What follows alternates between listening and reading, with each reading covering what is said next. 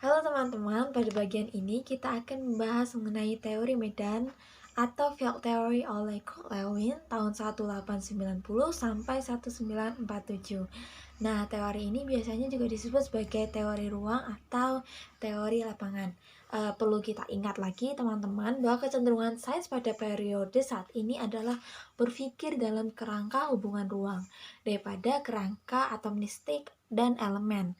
Nah, psikologi Gaslat ini mencerminkan tren ini, teman-teman. Teori ruang ini muncul dalam psikologi sebagai padanan konsep medan gaya dalam fisika.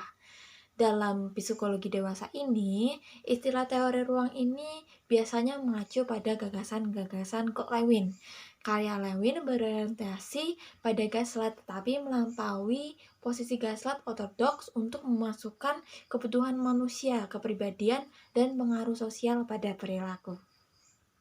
Teman, berikut adalah kehidupan Lewin secara singkat. Teman-teman bisa baca di PPT. Kemudian saya akan menambahkan nih, setelah si Lewin mendapatkan gelar PhD-nya, dia pergi untuk mengabdi pada Perang Dunia Pertama pada saat itu. Kemudian dia kembali ke Universitas Berlin dan mengajar di sana, mengajar minat penelitian Gaslat dalam asosiasi dan motivasi. Nah, dia mengajar ini dengan sangat antusias, sehingga dia sering dianggap sebagai kolega dari 3 pendiri Gaslat. Kemudian, Lewin mempresentasikan versi teori medannya kepada psikolog Amerika di Kongres Psikologi Internasional tahun 1929 di LA. Karena penelitiannya tentang psikologi sosial anak, ini dia dilirik nih untuk menjadi kepala dan mengembangkan pusat penelitian baru untuk dinamika kelompok di Institut Teknologi Massachusetts. Teman-teman, untuk konsep teori lapangan ini sebenarnya Lewin mengadopsi definisinya ini dari karya-karya Albert Einstein, teman-teman. Jadi suatu medan atau lapangan ini adalah satu keseluruhan fakta-fakta yang ada dan dianggap saling berhubungan. Nah, dalam teori lapangan ini, Lewin menganggap suatu perilaku itu tidak hanya disebabkan oleh diri individu sendiri atau ditentukan oleh faktor-faktor lingkungan di sekitarnya saja. Sebaliknya, perilaku tersebut merupakan hasil interaksi dan faktor individu dengan lingkungan di sekitarnya. Nah, dalam menjelaskan perilaku tersebut, Lewin menggunakan rumus ini, teman-teman. Jadi, perilaku adalah sebuah fungsi dari manusia dan lingkungannya. Nah, dalam konsep ini, hubungan antar individu dan lingkungan merupakan hubungan yang holistik. Jadi, teman-teman, yang teman-teman lihat pada slide di sini itu adalah gambar elips topologi diagram kehidupannya Lewin. Lewin menggunakan panah atau vektor untuk mewakili arah gerakan seorang menuju suatu tujuan. Nah, Lewin juga menambahkan yang namanya valensi. Valensi ini ada dua, teman-teman, valensi negatif dan valensi positif.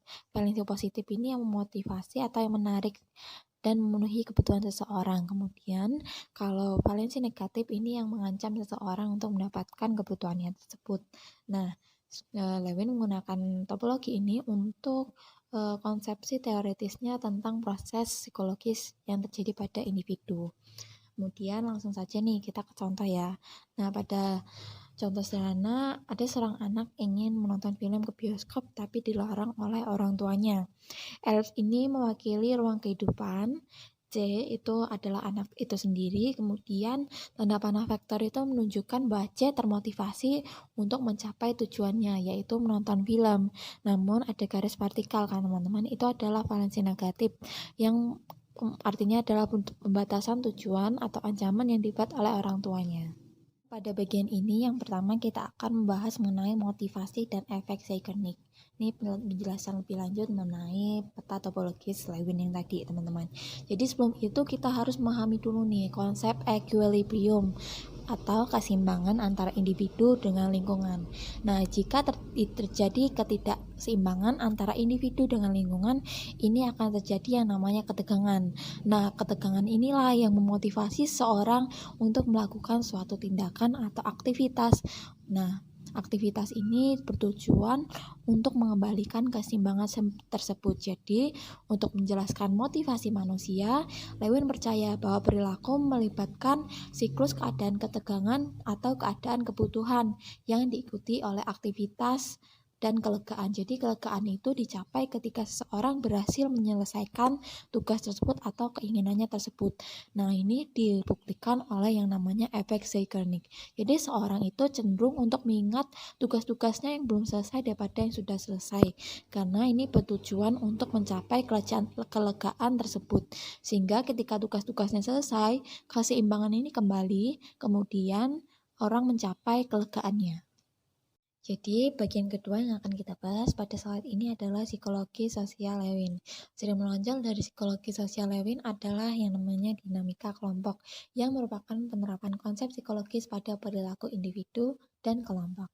Nah, sebagaimana individu dan lingkungannya membentuk yang namanya medan psikologis, kelompok dan lingkungan ini membentuk yang namanya medan sosial, teman-teman. Jadi perilaku sosial yang terjadi di dalam kelompok itu merupakan hasil identitas sosial yang hidup berdampingan seperti subkelompok atau yang ada di sekitar individu tersebut. Ini maksudnya lebih luas, teman-teman. Kok tadi individu, sekarang ini kelompok. Jadi individu-individu yang ada di dalam suatu kelompok yang sama itu cenderung memiliki perilaku yang sama. Seperti itu intinya.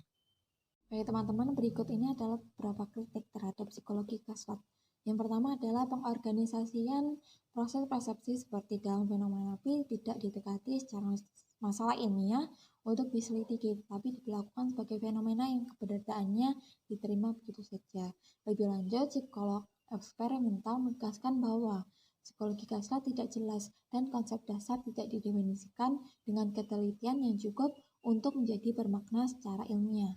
Psikolog Gaslat membalas tuduhan ini dengan bersikeras bahwa dalam sains muda, upaya penjelasan mungkin memiliki definisi yang tidak lengkap, tetapi menjadi tidak lengkap bukan sama dengan tidak jelas. Kemudian yang ketiga, terlalu sibuk dengan teori dengan mengorbankan penelitian dan data empiris. Meskipun sekolah Gaslat pasti telah berorientasi pada teoritis, itu juga menekankan pada eksperimen yang menyediakan banyak penelitian. Psikologi Gaslat. Gaslat ini dia memberikan sesuatu yang tak terhapuskan pada psikologi dan mempengaruhi pekerjaan, persepsi, pembelajaran, pemikiran, kepribadian, psikologi sosial, dan motivasi. Tidak seperti pesan utamanya pada saat itu, yaitu behaviorisme. Psikologi Gaslat ini mempertahankan identitas yang terpisah. Prinsip utamanya tidak sepenuhnya terserap dalam pemikiran psikologis arus utama. Ini terus menumbuhkan minat dan pengalaman sadar sebagai masalah yang sah untuk psikologi selama tahun-tahun ketika behaviorisme ini dominan. Nah, fokus Gaslat pada pengalaman sadar tidak seperti pendekatan Wundt dan Titchener, tetapi berpusat pada versi modern, yaitu fenomenologi. Nah, penganut kontemporer dari posisi Gaslat percaya bahwa pengalaman sadar memang terjadi dan merupakan subjek yang sah untuk dipelajari. Mereka mengakui bagaimanapun bahwa itu tidak dapat diselidiki dengan presisi dan objektivitas yang sama seperti perilaku yang terang-terangan, yaitu behaviorisme tadi. Nah, pendekatan fenomenologis terhadap psikologi lebih diterima secara luas oleh para psikolog Eropa daripada di Amerika Serikat, tetapi pengaruhnya dapat dilihat dalam gerakan psikologi humanistik Amerika. Banyak aspek psikolog kognitif kontemporer juga berasal dari psikologi Gaslat. Baik teman-teman, berikut ini adalah pertanyaan kuis teori Gaslat kelompok 6. Nomor 1. Siapakah tokoh dalam psikologi Gaslat yang mempelajari tentang kera yang berada di Tenerife? A. Immanuel Kant, B. Ernst Mach, C. Franz Brentano, D. Wolfgang Köhler. Nomor 2. Siapakah tokoh dalam psikologi Gaslat yang mengatakan bahwa orang yang melihat benda-benda seperti holes bukan sebagai sensation? A. William James, B. Wolfgang Köhler, C. Kurt Koch, D. Immanuel Kant. Nomor 3. Dalam penelitiannya, Wertheimer membuat Koch dan Köhler sebagai subjek. Wertheimer menyebutnya sebagai A. Gerakan nyata, B. Gerakan fisik, C. Kesan gerakan, D. Persepsi gerak. Nomor 4. Tokoh dalam psikologi Gaslat yang menggunakan simpanse sebagai objek dalam pengamatannya adalah A. Max Wertheimer, B. Kurt Koch, D. Wolfgang Köhler, D. Karl Staff.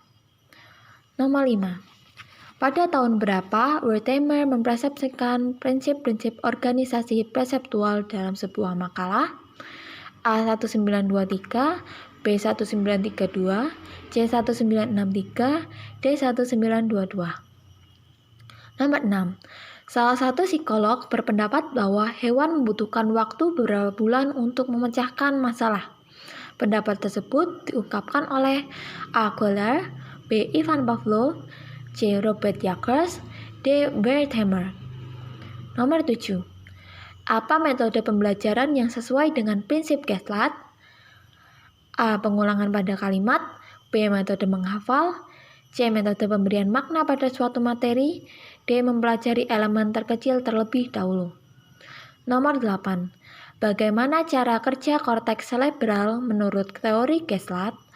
A. Secara aktif bekerja mempersepsikan sesuatu, B. Pasif dalam mempersepsikan sesuatu, C. Mengasosiasikan elemen-elemen, D. Tidak sadar mengendalikan kesadaran. Nomor 9.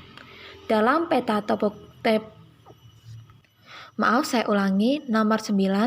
dalam peta topologinya Lewin menggunakan sesuatu untuk mewakili arah gerakan seseorang menuju suatu tujuan. Apakah sesuatu ini? A. Valensi, B. Vektor, C. Diagram, D. Grafik. Nomor 10. Dalam konsep equilibrium, gangguan terhadap keseimbangan memotivasi seseorang untuk melakukan suatu tindakan guna memulihkan keseimbangan.